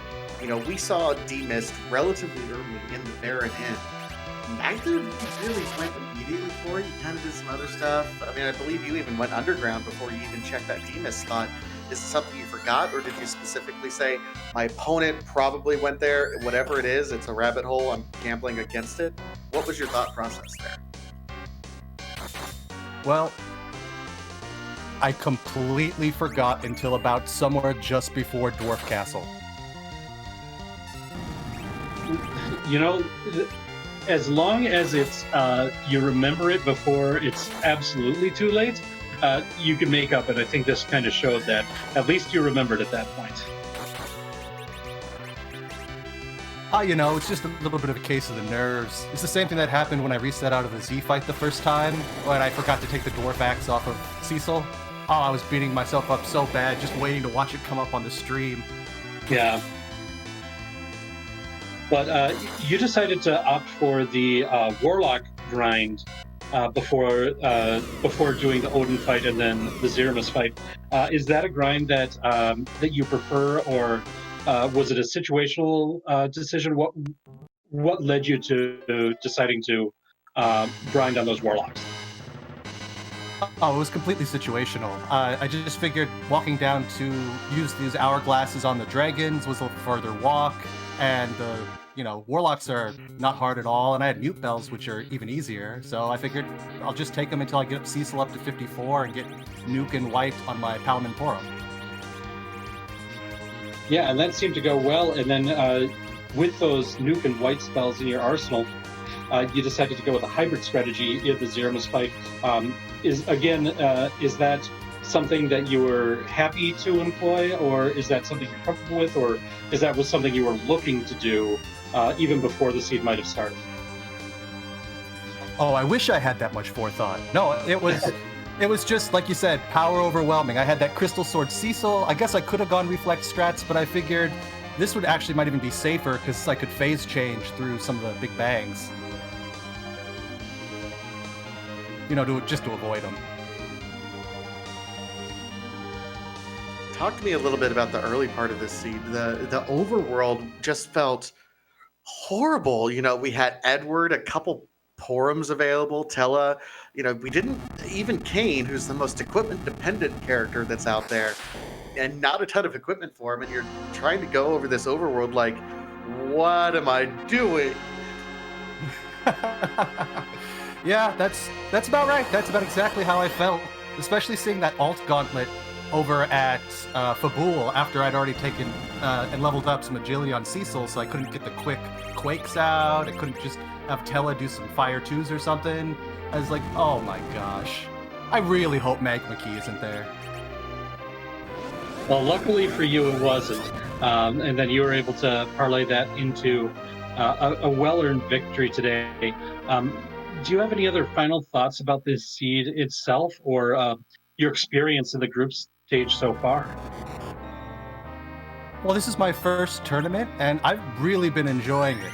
Like, it's been a lot of fun. The community's been really great.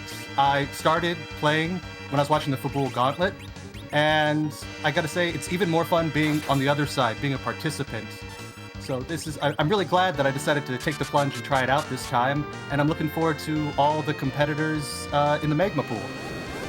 Yeah, well, you and me both. We're going to be duking it out for one of those spots at the table. So good luck to you, but better luck to me. I'll just say it that way.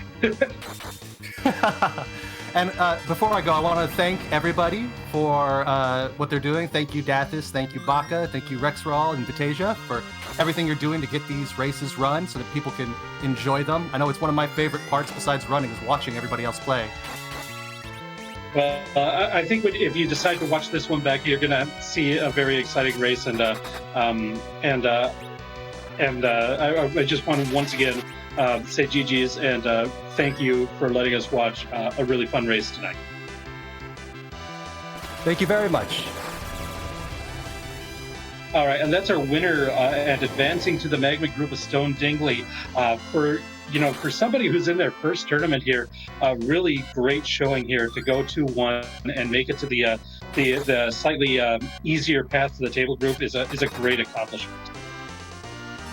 Absolutely, and with the loss, Zyrak advances to 1-1. Now he still has a chance to advance, and he and Stone Dingley are gonna switch spots here. So Zyrak at 1-1, their last race in the group is going to be between himself and Beer Nerd, who's at 2-0. He can end up pulling it out and do a 2-1, and then everyone in the Gilgamesh group is going 2-1, and everyone's in the hook route except for Dathis, who's on the restream and in the hook route with our poor restreamer. But yeah, Zyrak going to be trying to play spoiler against Beer Nerd. Beer Nerd, who made a big splash in the Fabul Gauntlet earlier this year, trying to continue ride that wave of success and continue with the good placement. And starting out 2-0 is going to be a formidable foe for Zyrak coming up. Oh, absolutely. Meanwhile, Zyrak is set up much better. It looks like his forum's on standby. Yeah, he's going quad strats at very least, still going. Yeah, not going full point this time. Going to be playing it a little bit more safe so that he's got a little bit of wiggle room and something that he can do with forum here once the next shake happens.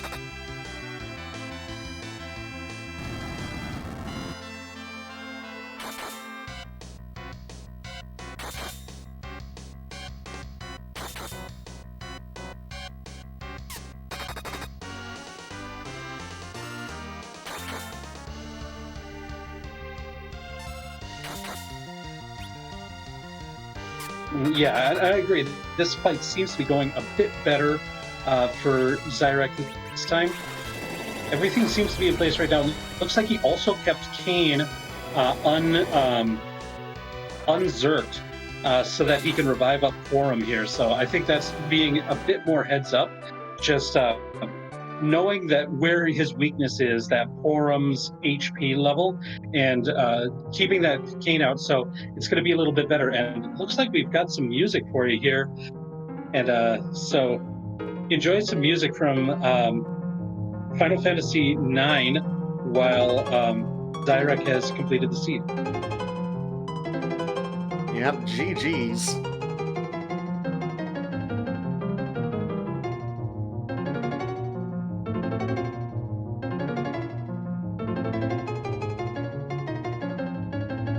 In the meantime, that does appear to be Zyrek, who is joining us now in channel. GG, Zyrek. GG. So that Threemus ended up being a bit of a rough fight for you there with that party setup. So why don't we go ahead and start there, because that's probably what was on your mind. I don't understand how I can quint Zerk and get 3 big bangs, and I can try Zerk and get 2. I don't. What? It just so happened, I guess, that where my DPS fell with the quint Zerking, it was right at the threshold where I hit the 3rd big bang, but I don't get the black hole in the middle. Right. And yeah, so that was why that fell apart, which is pretty good. I don't know what happened to Z the last time. He just fell over. I mean, I'll take it, but where was that the first attempt? I don't know. I mean, chat was pulling for you. I mean, when I saw the final Quint Zerk go out, I was like, what? Yeah, we love seeing it, that's for sure. Yeah, well, I mean, I was thinking about it the whole time. I was like, hey, when Porum's turn comes around, what am I doing? Because, like, odds are she's not living a big bang. Right. Like, even, like, she has a ribbon, but she doesn't really have much else for gear. So odds are it's 1600 HP, whatever it was that she was at, she's not living it. So basically it was like, either I'm going to get a black hole and I get the chance to get her up, or I don't, you know. So I was like, so I might as well just quint and squeeze out extra turns on the berserkers if I can. So pop the one. Yeah. And then the unfortunate timing on the refill led to those 3 big bangs, as you mentioned.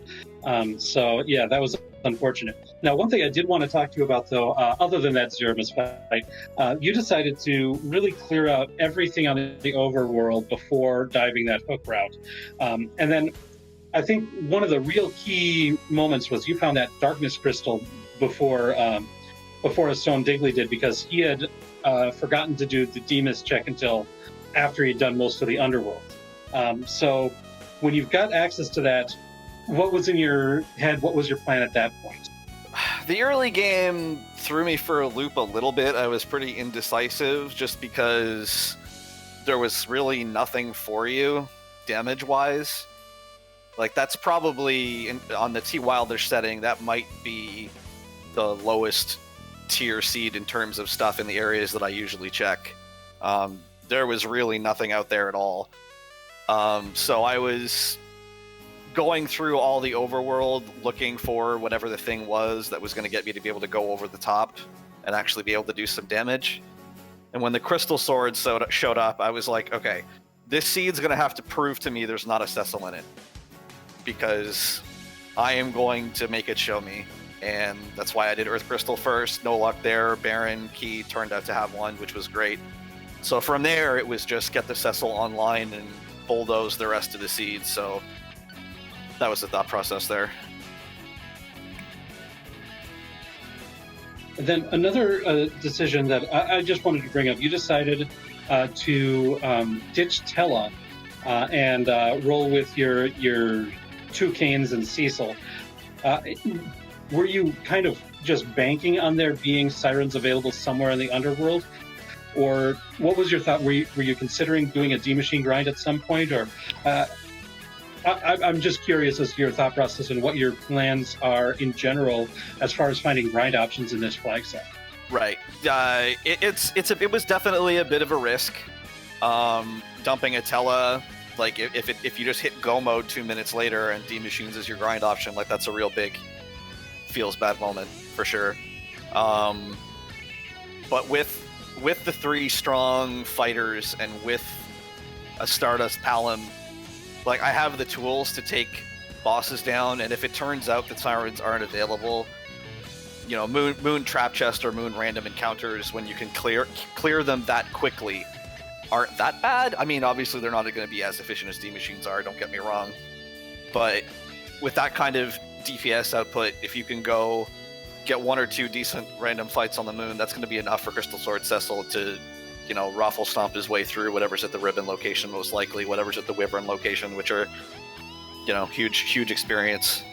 So especially at that 10 key item mark. Yeah, right, exactly, which was the whole reason why I was running around. Even though I knew I was in go mode, I was, you know, I turned the tower key and I did pan. I wanted to be able to hit 10. I figured I had something, I think it was 6 checks and I needed 3 key items. That's why I figured my odds were pretty good.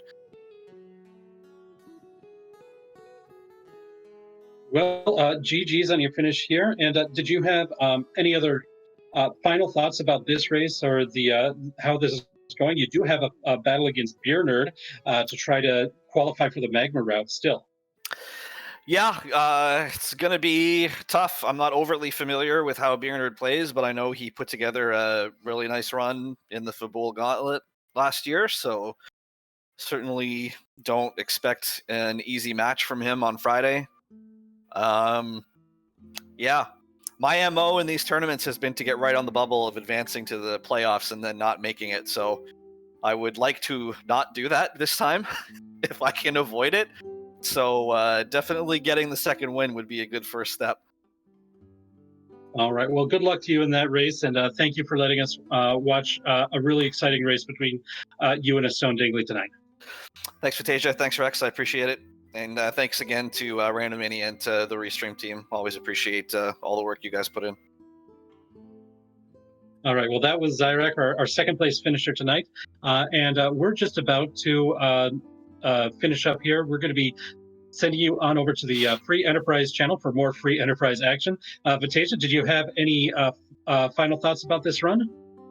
No, this was just an absolutely fantastic seed. I could not expect anything else. Beautifully done, Dathus, rolling the seed. One last shout out again, Baka Shinobi, who's doing the tracking. Make sure to follow all of the Randomania channels, RPG Limit Break, and of course, our home Free Enterprise channel for all of the tournament action. We're just getting started, baby. There's a whole, Magma and Hook Swiss rounds are going to be coming up, starting soon. Make sure you're tuned in and following all of those channels to get all of the action. All right, and thanks everybody for watching tonight, and hope you all have a good evening now.